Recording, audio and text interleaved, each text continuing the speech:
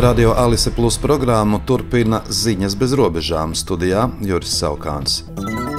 Bulgārijas prokuratūra paziņojusi par Melnās jūras Burgasas ostā konfiscētiem apmēram 436 kg heroīna. Tas bija paslēpts oficiāli deklarētā kravā treilerī. Heroīna vērtība Melnajā tirgū sastāda ap 35 miljoniem eiro. Treileris jūlija beigās no Kirgistānas ieradās Gruzijā, Batumī, bet no turienes tika nogādāts Burgasā, lai turpinātu ceļu uz Grieķiju. Saistībā ar šo gadījumu aizturēto pagaidām nav, par narkotiku kontrabandu Bulgārijā draud līdz 20 gadiem ilgs cietumsods. Ja Vladimiram Putinam nepatīk Ukrainas karaspēka ieiešana Kurskas apgabalā, viņš var izbeigt karu. Tā paziņoja ASV Baltā nama Nacionālās drošības padomes preses sekretārs Džons Kerbijs. Viņš arī uzsvēra, ka Krievijas amatpersonu paziņojumi, ka Ukrainas ofensīvu Kurskas apgabalā koordinējušie rietumi, ir tikai Putina propaganda. Ukrainas bruņoto spēku virspavēlnieks ģenerālis Oleksandrs Sirskis vakar ziņoja, ka Ukrainas karaspēks Kurskas apgabalā kontrolē jau apmēram 1000 kvadrātkilometrus teritorijas. Aģentūra Reuters, atsaucoties uz avotiem Eiropas izlūkdienestos, ziņoja, ka Irāna drīzumā varētu piegādāt Krievijai 100 ballistisko raķešu. Amerikas Savienotās valstis ir aicinājušas Irānu ballistiskās raķetes Krievijai nepiegādāt, brīdinot, ka pretējā gadījumā Vašingtonas reakcija būšot stingra. Valsts ieņēmumu dienests septembrī aicinās 70 000 fizisko personu Latvijā pārskatīt savus deklarētos ienākumus. Par to šodien paziņoja valsts ieņēmumu dienesta ģenerāldirektore Baiba Šmite-Roķe. Pēc viņas teiktā šīs kampaņas galvenais mērķis esot skaidrojošais darbs. Īstenībā valsts ieņēmumu dienests veicot datu filtrēšanu atlasīja 70 000 personu, kurām ir pamanīta būtiska neatbilstība starp bankas konta apgrozījumu un tiem ienākumiem, kuri ir deklarēti valsts ieņēmumu dienestā. Turklāt te ir runa tikai par personām, kam šī neatbilstība pārsniedz 20 000 eiro gadā.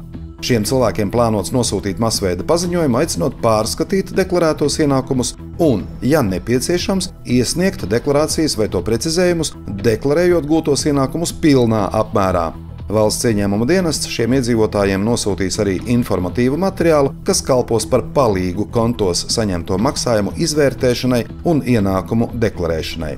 Analizējot datus, valsts ieņēmumu dienests secinājis, ka vairāk nekā 5500 Latvijas iedzīvotāju starpība starp konta apgrozījumu un deklarētajiem ienākumiem gadā pārsniedz 100 000 eiro, 13 500 50 000 eiro. Pēc Šmites Roķes domām, apmēram trešā daļa no šīm summām varētu būt nedeklarēti vai nelegāli ienākumi.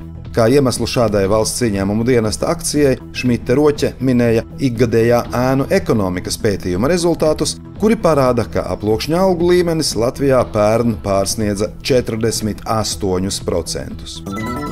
Daugavpils skolās pedagogu sastāvs pirms jaunā mācību gada ir nokomplektēts. Pilsētas izglītības pārvaldes pārstāve Biruta Višņevska apgalvo, ka problēma ar pedagogiem pilsētā nav, bet nākamnedēļ sāksies skolu pieņemšana un stundu sarakstu gatavošana. Arī Daugavpils domes priekšsēdētāja pirmais vietnieks Aleksejs Vasiljevs šodien preses konferencē to apliecināja. Vienlaikus gan viņš atzina, ka pedagogu vidējais vecums ir 50 un vairāk gadi, tāpēc situācija var pasliktināties. Domājam uz priekšu, atbalstīsim STEM jomas jaunos pedagogus, lai Daugavpilī neveidotos situācija, kā tas pašlaik ir valstī šajā jomā, sacīja Vasiljevs, norādot uz STEM jomas pedagogu trūkumu. Pilsētas mērs Andrejs Elksniņš par to pauda, ka pēc rūpīgas apspriešanas ar Daugavpils universitātes vadību ir nolemts kopīgi izveidot jaunu stipendiju programmu, kas ļaus atbalstīt un piesaistīt darbam Daugavpilī topošos fizikas, ķīmijas, bioloģijas un matemātikas skolotājus.